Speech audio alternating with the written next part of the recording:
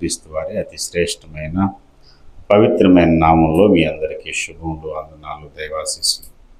ప్రభునందు ప్రియ సహోదరి సహోదరులారా, ఈ సమయంలో దేవుని యొక్క వాక్యాన్ని మనం ధ్యానం చేసుకుందాం. పరిశుద్ధ బైబిల్ గ్రంథంలో నుండి మత్తయి సువార్త 13వ అధ్యాయము 15వ వచనం. ఈ ప్రజలు కన్నులారా చూచి, చెవులారా విని, హృదయముతో గ్రహించి, మనస్సు త్రిప్పుకొని నా వలన స్వస్థత పొందకుండునట్లు వారి హృదయము క్రొవ్వినది, వారి చెవులు వినుటకు మందములైనవి, వారు తమ కన్నులు మూసుకొని ఉన్నారు గనుక మీరు వినుట మట్టుకు విందురు గాని గ్రహింపనే గ్రహింపరు, చూచుట మట్టుకు చూతురు గాని ఎంత మాత్రము తెలుసుకొనరు అని యెషయా చెప్పిన ప్రవచనం వీరి విషయమే నెరవేరుచున్నది. దేవుడి యొక్క వాక్య భాగమును మన వినికిడిలో ఆశీర్వదించినట్లుగా ప్రార్థన చేద్దాం. ప్రేమ కలిగిన మా తండ్రి, పరిశుద్ధుడా, జీవాధిపతి, గనుడు అయిన మా కన్న తండ్రి, నీకు వందనాలు. ఈ సమయంలో నీ దీనదాసుని, నీ పరిశుద్ధ సంఘమును మీరు జ్ఞాపకం చేసుకుని మీరు మాట్లాడండి. మీ యొక్క మాట చేత మా హృదయాలు తృప్తిపరచండి. వ్యతిరేకంగా పనిచేస్తున్న సాతాను శక్తులను యేసు నామములో బంధిస్తున్నాను. మీ సన్నిధి కాంతిని మా మీద ప్రకాశింపజేయమని మహిమగల యేసు నామములో వేడుకుంటున్నాం పరమ తండ్రి, ఆమేన్. ఆమేన్. ప్రభువునందు ప్రియమైన సహోదరి సహోదరులారా, సర్వశక్తిమంతుడు యెహోవా నిస్సి, యెహోవా రఫా, యెహోవా ఈరే, ఇలా ఎన్నో మాటలు దేవుని గూర్చి, ఆయన యొక్క శక్తిమత్వమును గూర్చి బైబిల్ చెబుతుంది. యేసు ప్రభు వారు శరీరధారిగా ఉన్న దినాలలో ఆయన అనేకులను స్వస్థపరిచాడు.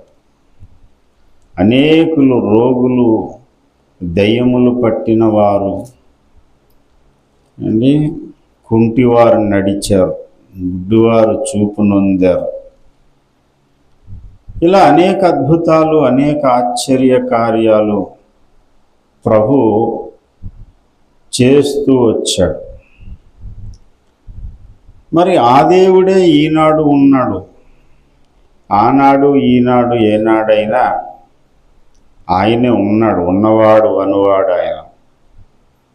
ఆయన శక్తి సన్నగిల్లిపోలేదు, ఆయన కార్యాలు ఆగిపోలేదు. ఈ రోజుల్లో వింత వాదనలు వచ్చాయి. వింత వాదనలు ఏంటంటే,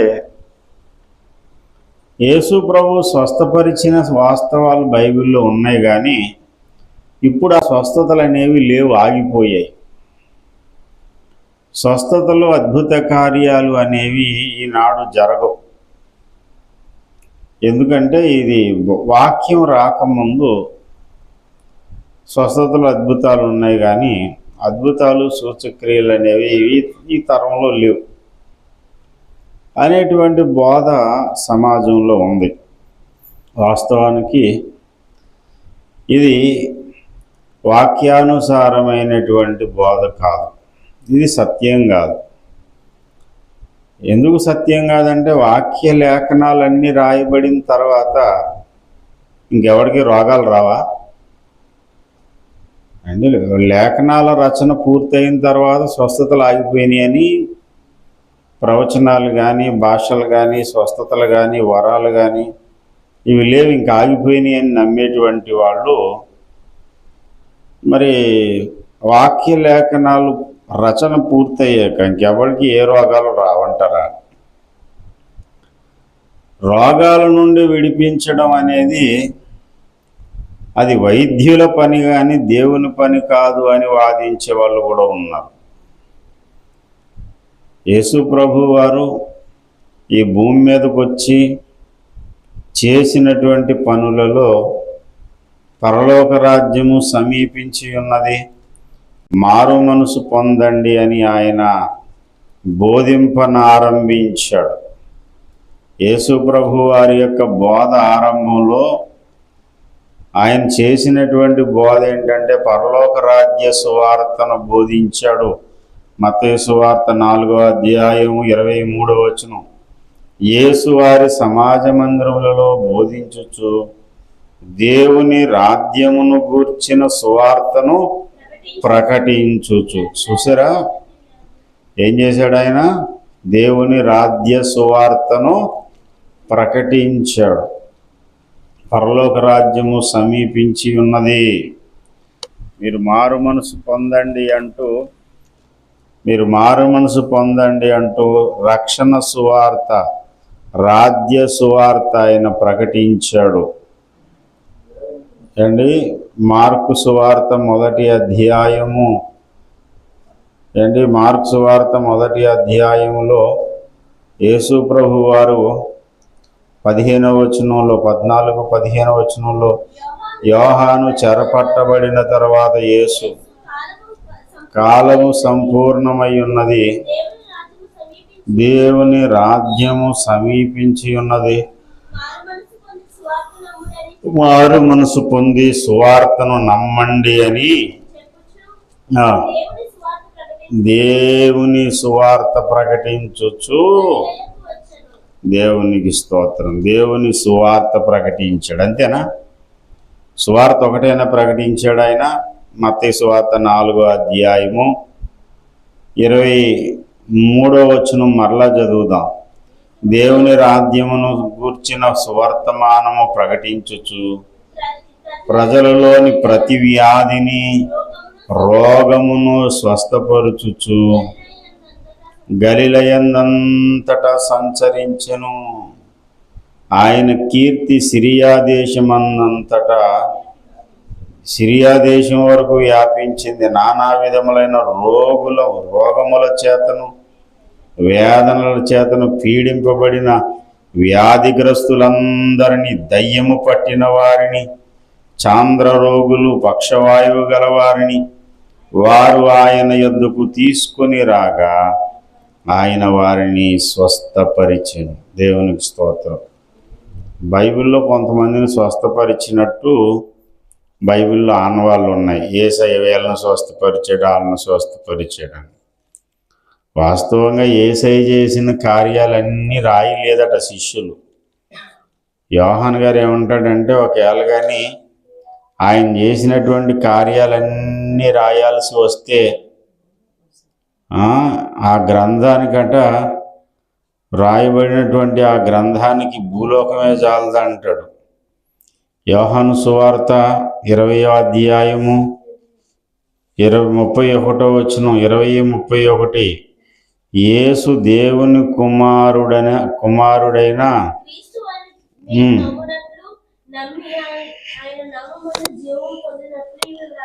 ఇవి వ్రాయబడెను.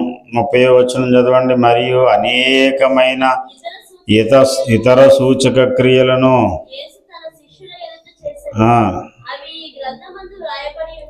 21-25లో యేసు చేసిన కార్యములు ఇంకనూ అనేకములు కలవు.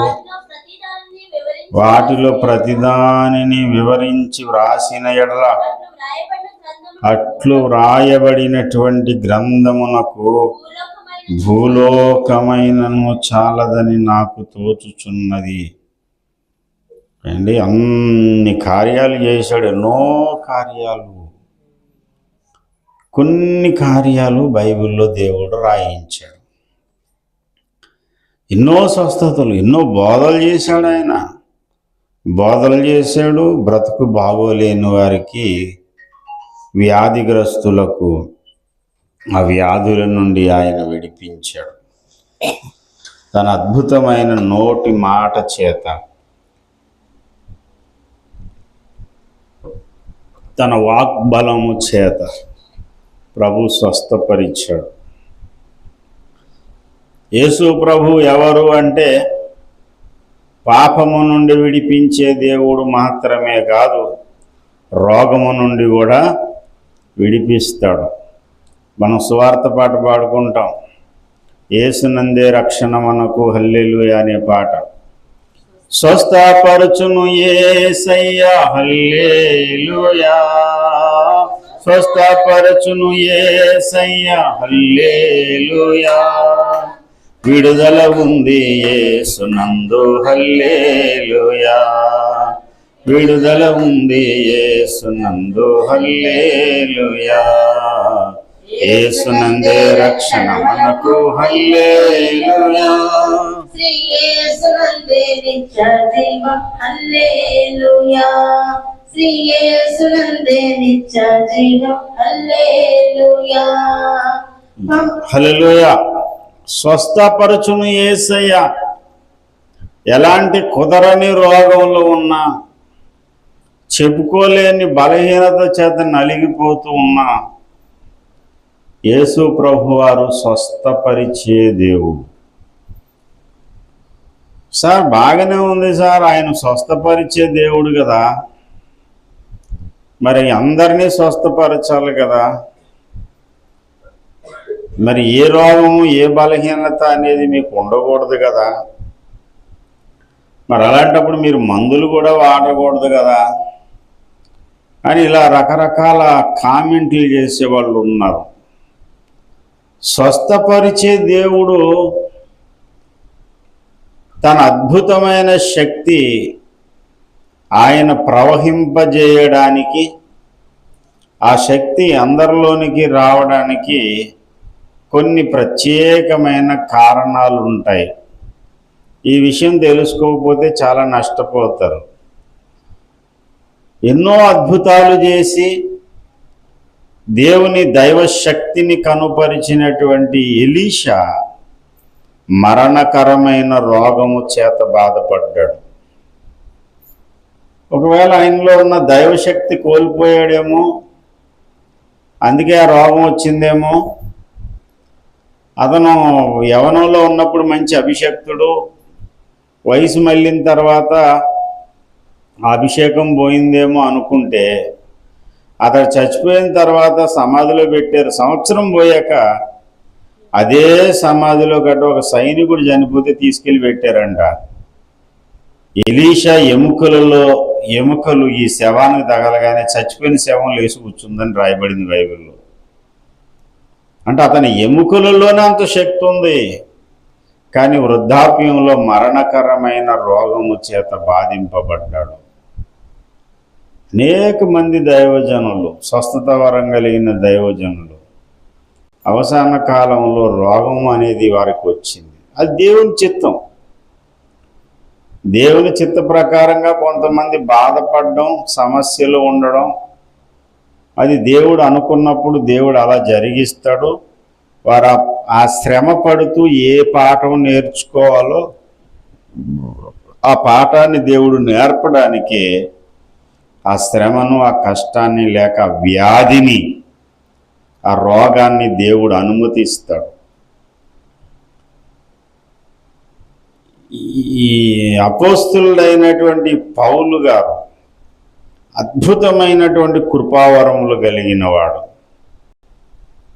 అతడు చేతితో తాకినటువంటి హ్యాండ్ కర్చీఫ్, చేతి రుమాలు ముఖం తుడుచుకుని పక్కన పెడితే ఆ కర్చీఫ్ పట్టుకెళ్ళి ఎవడో రోగం కలిగిన వాడికి అంటించగానే వాడు లేచి కూర్చున్నాడు. ఆ రోగం వాడి నుంచి వెళ్ళిపోయింది. అతడు తాకినటువంటి చేతి రుమాల్లో దేవుని ప్రభావం ఉంది. కానీ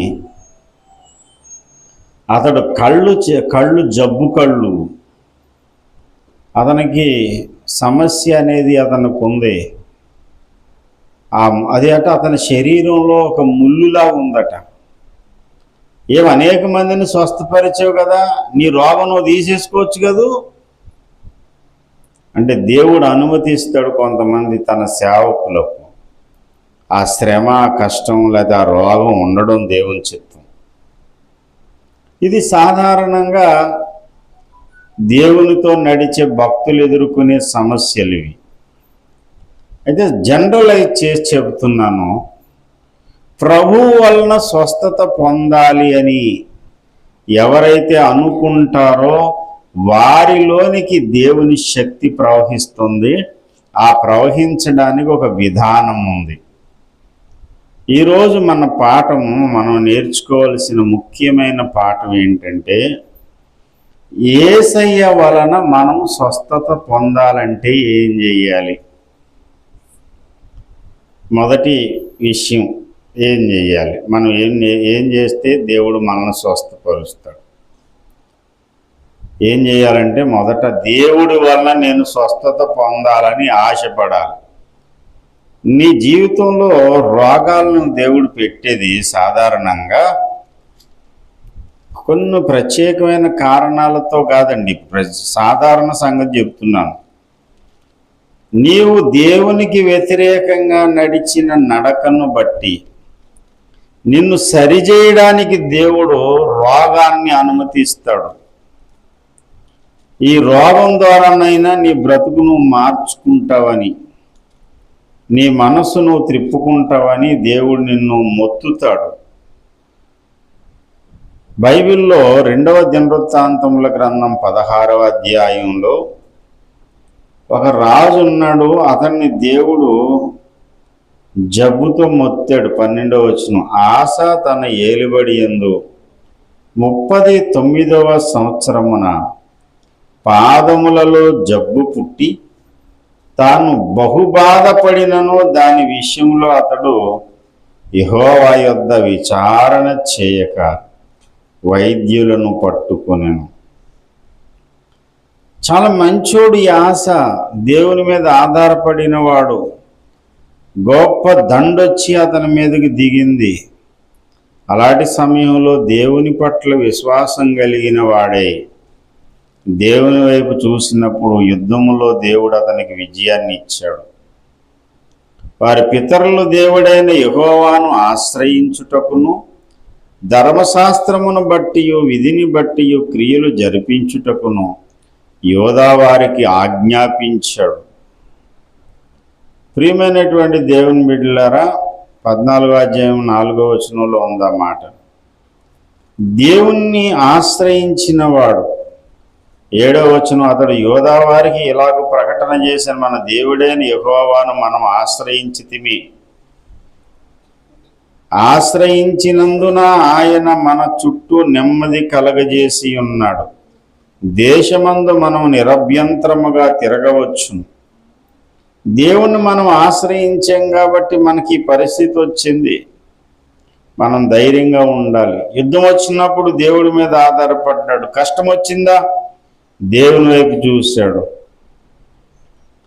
ఇలా జరుగుతుంటుండగా దేవుడు విజయం ఇస్తూనే వచ్చాడు. దేవుడి మీద ఆధారపడుతూనే వచ్చాడు. ఉన్నట్టుండి బుద్ధి మారింది. 16వ అధ్యాయం, ఆస ఏలుబడి యందు 36వ సంవత్సరమున, అంటే 36 సంవత్సరాలు రాజరకంలోకి వచ్చిన తర్వాత చాలా నమ్మకంగా బ్రతికాడు. 36వ సంవత్సరం అతని జీవితంలో భయంకరమైనటువంటి దినంగా మారింది. ఒక శోధన అతనికి ఎదురయ్యింది. ఎదురైనప్పుడు ఏం చేశాడంటే, దేవుని మీద ఆధారపడడం మానేసి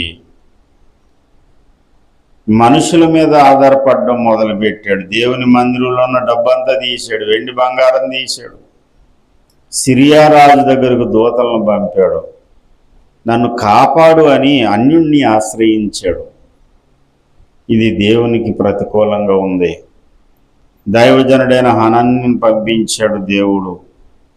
హనానీ వచ్చి అంటాడు 16:7, ఆ కాలమున దీర్ఘదర్శి అయిన హనానీ యోధారాజైన ఆసా యొద్దకు వచ్చి అతనితో ఈలాగు ప్రకటించెను, నీ దేవుడైన యెహోవాను నమ్ముకొనక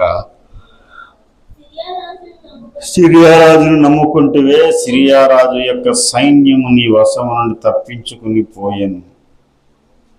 నువ్వు ఒకటి జ్ఞాపకం చేసుకో, 9వ వచనం, తన ఎడల యథార్థ హృదయము గల వారిని బలపరచుటకు యెహోవా కనుదృష్టి లోకమందంతటా సంచారం. ఈ విషయమందు నీవు మతి తప్పి ప్రవర్తించింది. ఇది మొదలుకొని యుద్ధములే కలుగును. మతి తప్పి ప్రవర్తించాడు. అప్పటి వరకు దేవుడి మీద ఆధారపడ్డాడు. ఇప్పుడు కొత్త పద్ధతి మొదలుపెట్టాడు, కొత్త పాట ఎత్తుకున్నాడు, కొత్త రాగం ఎత్తుకున్నాడు. దేవుని వల్ల కాక మనుషుల వల్ల సహాయం వెతకడం మొదలుపెట్టాడు. ఎప్పుడైతే మనుషుల సహాయాన్ని అర్థించాడో దైవజనుడి ద్వారా గద్దింపు వచ్చింది. అప్పటికన్నా బుద్ధి తెచ్చుకోవాలి కదా. బుద్ధి తెచ్చుకోవడం మానేసి మొహం మార్చుకుని రౌద్రం చూపించి నువ్వేమన్నా రాజుకి ఏమన్నా నువ్వు అడ్వైజర్ నువ్వేమన్నా నీ పని నువ్వు చూసుకో అని చెప్పి ఆ దైవజనుడిని వెళ్ళగొట్టాడు. రౌద్రము చూపించి జైల్లో ఏం చేశాడంట? 10వ వచనం చదవండి, 16:10.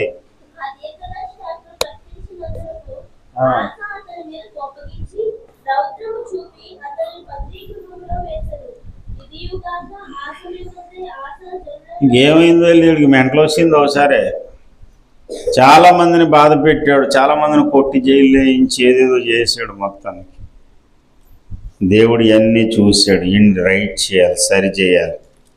ఇది ఎప్పుడు జరిగింది? 36వ సంవత్సరం. 39వ సంవత్సరం వచ్చింది. అంటే దేవుడు ఎన్ని సంవత్సరాలు ఆగాడంటే 3 ఏళ్ళు ఎదురు చూశాడు. 36, 3, 39 అమ్మా, అంతేనా? ఎక్కడ ఉన్నామా? స్తోత్రం చెప్పండి ఒకసారి. హల్లెలూయా, హల్లెలూయా. నేనేం చెప్తున్నాను? వాచకం, బైబిల్లో ఉన్న వాచకం చెప్తున్నాను, అంతేనా? ఏం చెప్తున్నాను? దేవుడి వల్ల ఒక వ్యక్తి స్వస్థత పొందాలంటే ముందు వాడికి ఏ ఆలోచన విధానం ఉండాలని మొదలుపెట్టాడు. ఎవరిని స్వస్థపరుస్తాడు దేవుడు అంటే దేవుని వల్ల స్వస్థత పొందాలనే ఆశ కలిగిన వాడిని స్వస్థపరుస్తాడు అని చెప్తూ ఆశ గురించి చెప్తున్నాను. ఈ ఆశ అనేవాడు మొదట్లో చాలా భయభక్తులు కలిగినోడే. 36 సంవత్సరాలు ఎదురులేని నాయకుడు అయిపోయాడు. చిన్న విషయం. 36 సంవత్సరాలు తన జీవితకాలంలో అతిపెద్ద కార్యక్రమాలు చేశాడు. యుద్ధాలలో విజయం పొందాడు, దేవుని వలన సహాయం పొందాడు. తీరా 36 సంవత్సరాలు పోయిన తర్వాత మళ్ళీ ఇంకొకటి ఎవడో వస్తే దేవుడి మీద ఆధారపడడం మానేసి అన్యుడి మీద ఆధారపడడం మొదలుపెట్టాడు. ఇది దేవుని దృష్టికి ప్రతికూలంగా ఉండి ఎవరిని పంపించాడు దేవుడు? ఒక ప్రవక్తను పంపించాడు. అతని పేరు ఏం పేరు? హనాని. చెప్పండి, ఏం పేరు అతని పేరు? హనాని. పంపితే అతను వచ్చి చెప్పాడు, నువ్వు మతి తప్పి ప్రవర్తించావు.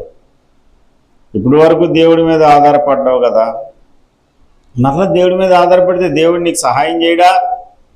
36 సంవత్సరాలు సహాయం చేసిన దేవుడు ఇప్పుడు ఎందుకు చేయడు అంటే అతని మీద కోపం ఇచ్చుకుని, తప్పుదిద్దినోడి మీద కోపం పెట్టుకుని జైలు వేసేయండి నేను చెప్పేసి 39వ ఏడు వచ్చిందంటే 3 సంవత్సరాలు దేవుడు టైం ఇచ్చాడు. అయినా బ్రతుకు మార్చుకోలేదు. పాదములో జబ్బు పుట్టేలా చేశాడు దేవుడు. అరికాల్లో ఏదో రోగం వచ్చింది, అది ఏ రోగమో తెలియదు. బైబిల్లో ఏమైనా ఉందంటే పాదములో జబ్బు పుట్టెను. పాదములో జబ్బు పుట్టింది, కాళ్ళు నొప్పి, ఏమైందో తెలీదు కాలుకి. ఆ బాధ భరించలేని పరిస్థితుల్లో అతడు కనీసం ఆ బాధలోనైనా దేవుని దగ్గరికి వస్తాడంటే మనసు కఠినం చేసేసుకున్నాడు. 16-12 ఆశ తన ఏలుబడి యందు 39వ సంవత్సరం పాదముల జబ్బు పుట్టి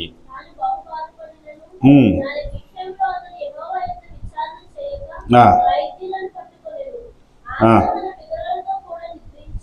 41వ సంవత్సరమున మృతి పొందాను. రోగం ఎప్పుడు వచ్చింది వీడికి?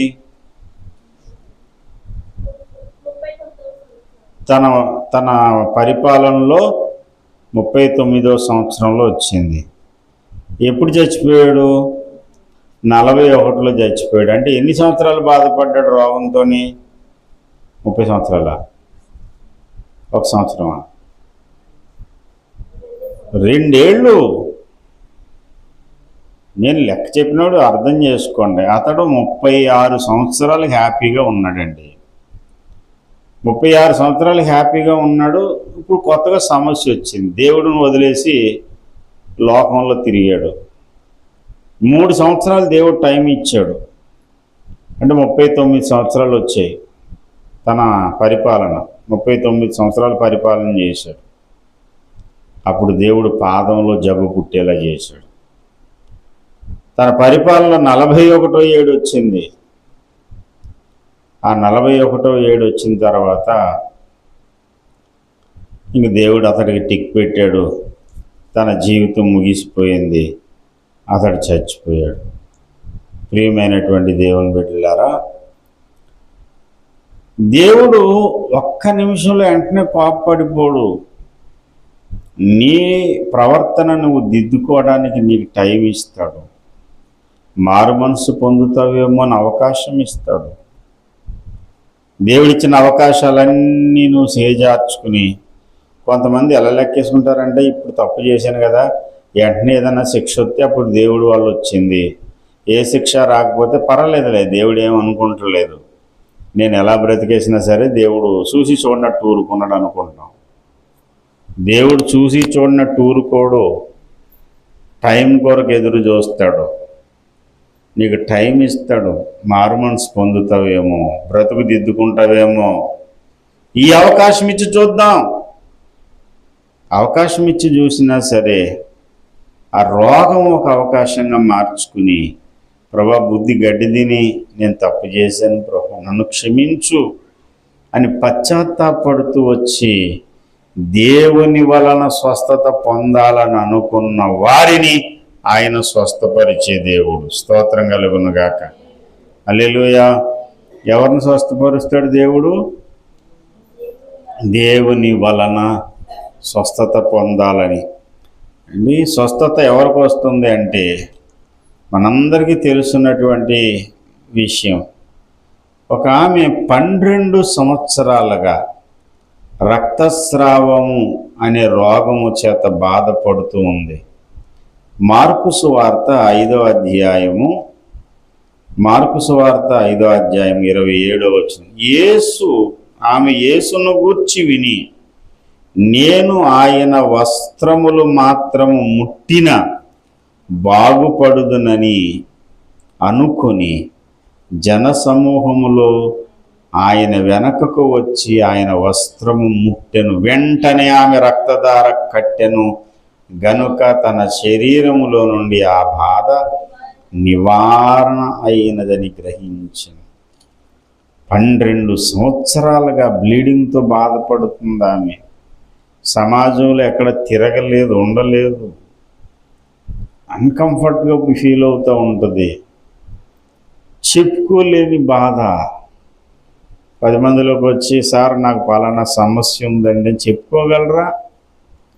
స్త్రీ తన వ్యక్తిగత గౌరవాన్ని దెబ్బతీసే విషయం అది. చెప్పుకోలేదు. మూల వ్యాధులతో బాధపడే వాళ్ళు ఉంటారు. ఈ పీసీఓడి ప్రాబ్లంతో బాధపడే వాళ్ళు ఉంటారు. గుట్టుగా గైనిక్ డాక్టర్ దగ్గరికి వెళ్ళి లేడీ డాక్టర్తో చెప్పుకుంటారు, నాకు ఇలా ప్రాబ్లం ఉందండి అని. అంతేగాని సమాజంలో అందరూ చూస్తుంటే యేసయ్య నాకు పలానా ప్రాబ్లం ఉంది అని చెప్పుకోగలరా? ఈ రోజుల్లో అయితే మరి పరిస్థితి వేరు.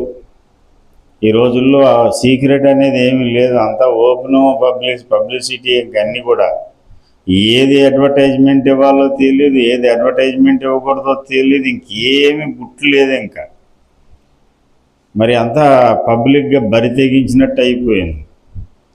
పాతకాలం అయినా ఇప్పుడైనా సరే పల్లెటూరులో కొన్ని విషయాలు బయటికి చెప్పుకోరు, బయటికి మాట్లాడుకోవడానికి ఇష్టం ఉండదు, వీధిలో పడి వెళ్ళడానికి అసలు ఇష్టపడరు. జీవితకాలం బాధ అంతా అనుభవిస్తారేమో తప్ప ఇలాంటి సమస్య నాకు ఉంది అని చెప్పుకోవడానికి కూడా ఎవరైనా ముందుకు రారు, సిగ్గుపడతారు. సిగ్గుపడి 12 సంవత్సరాలు వైద్యుల వెంట తిరిగి ఏం చేయాలో తెలియలేని పరిస్థితిలో యేసును గూర్చి విని ఆమె ఒక నిర్ణయానికి వచ్చింది. నేను ఇప్పుడు ఆయన వెనక నుండి వెళ్ళి ఆయన వస్త్రమును నేను ముట్టుకుంటాను, యేసయ్య వస్త్రమును నేను ముట్టిన మీదట నాకు స్వస్థత కలుగుచున్నది. దేవునికి స్తోత్రం. దేవుని వలన స్వస్థత పొందాలని ఆశ ఉండాలి. ఆయన నన్ను స్వస్థపరుస్తాడనే విశ్వాసం ఉండాలి. నా వలన స్వస్థత పొందక ఉండునట్లుగా వారి హృదయము క్రువ్వినది అంటాడు ప్రభు. కొంతమంది గర్వంతో నిండిపోయారట. ఎందుకు స్వస్థత పొందలేకపోతున్నారు దేవుని వల్ల అంటే, ఇందాక చెప్పాను, కొంతమందికి దేవుడు అనుమతిస్తాడు ఇలాగే ఉండండి మీరని. మిగతా వారి కోసం చెబుతున్నాను. నా వలన వారు స్వస్థత పొందక ఉండునట్లు వారి హృదయము క్రొవ్వినది. మత్తయి సువార్త 13:15 ఉన్న మాట. దేవుని వలన స్వస్థత పొందకపోవడానికి ఆశా హృదయం క్రొవ్వింది. అంటే గర్వంతో ఉంది. గర్వహృదయుడు గనక స్వస్థత అనేది అతనికి రాలేదు. నా దేవుడు నన్ను స్వస్థపరుస్తాడు, నన్ను విడిపించగలిగిన సమర్థుడు, నా జీవితానికి ఒక ఆధారం కలిగిస్తాడని నమ్మినప్పుడు దేవుని శక్తి నీలోనికి బలంగా ప్రవహిస్తుంది. యేసయ్య ఏమన్నాడంటే, ప్రభావము నాలో నుండి బయలు వెడలేను. ఆనాడు ఈనాడు ఒకే రీతిగా ఉన్న దేవుడు ఇప్పుడు ఎందుకు స్వస్థపరచడు? కొంతమంది పాస్టర్ గారు స్వస్థపరచాలి. పాస్టర్లు ఎవరు స్వస్థపరచరు. దమ్ముంటే ఈ పాస్టర్లు స్వస్థపరచండి అని అంటాడు ఒకడు. అసలు పాస్టర్ గారు ఎవడు స్వస్థపరచగలడండి? ఎంత అభిషక్త దైవజనుడైనా సరే స్వస్థత పరచలేడు. స్వస్థపరిచేది దేవుడు. ప్రత్యేకమైన గిఫ్ట్ ఎందుకు ఇచ్చాడు దేవుడు అంటే, అదొక వరముగా ఆయన అతన్ని వాడుకుంటాడు. ఒక పాత్రగా దేవుడు వాడుకుంటాడు. ఇప్పుడు నరాల స్పెషలిస్ట్ ఉన్నాడు. నరాల స్పెషలిస్ట్ దమ్ముంటే నరాల స్పెషలిస్ట్ని బాగు చేయమనండి అంటే మందులు వాడకుండా అతను ఏమన్నా చేయగలడా? అతనికి ఎందులో స్పెషలిస్ట్ అంటే ఆ నరాలకి ఎప్పుడు ఎలాంటి మందు వేయాలో తెలుసు. అందుకని స్వస్థపరిచేది బాగు చేసేది నరాల డాక్టర్ కాదు, మందులే. అందరూ ఆ మందులే వాడతారు. కానీ ఏ మందు ఏ సమయానికి ఎంత డోసులో వేయాలో, ఏ బాడీకి ఏ మందు వేయాలో బాగా ఎరిగిన వాడు స్పెషలిస్ట్ అన్నమాట. అలాగే వరాలు కూడా అంతే. ఏ సమయానికి ఎలాంటి ప్రార్థన చేయాలో కాస్త అవగాహన కలిగిన వాడు. దేవుడు ఒక పాత్రగా వాళ్ళని వాడుకుంటాడు, అంతే తప్ప స్వస్థపరిచేది యేసయ్యే. ఏ దైవజనుడైనా నేను స్వస్థపరుస్తానని చెప్పడు. ఎవరు స్వస్థపరుస్తారు? యేసు నిన్ను స్వస్థపరుచుచున్నాడు. యేసు నిన్ను స్వస్థపరుచుచున్నాడు. ఏ మనిషి ఎవరిని స్వస్థపరచలేడు. యేసయ్య తన శక్తి చేత తన అద్భుతమైన బలమును కుమ్మరించి ఒక్కొక్కరిని స్వస్థపరిచే దేవుడు. దేవుని యొక్క శక్తి ప్రజల్లోనికి ప్రవహిస్తూ ఉంటుంది. అప్పుడే యేసు ప్రభు వారి యొక్క శక్తి వలన అనేకులు స్వస్థత పొందుతూ ఉన్నారు. స్వస్థపరిచేది ఎవరు? యేసయ్యే స్వస్థపరుస్తాడు. యేసయ్యే వ్యాధి నుండి విడిపించేవాడు. దయచేసి ఎంత చక్కని మాట. అపోస్తలుల కార్యములు 9వ అధ్యాయము 34వ వచనం. పేతురు, అయినయ్యా, యేసుక్రీస్తు నిన్ను స్వస్థపరుచుచున్నాడు. నీవు లేచి నీ పరుగు నీవే పరుచుకొనమని అతనితో చెప్పగా, యేసుక్రీస్తు ప్రభు వారు పేతురు గారు చెప్తున్నాడు అయినయ్యా అనేటువంటి వ్యక్తితో. అతను పక్షవాయువు కలిగి 8 ఏండ్ల నుండి మంచం పట్టి ఉన్నాడట.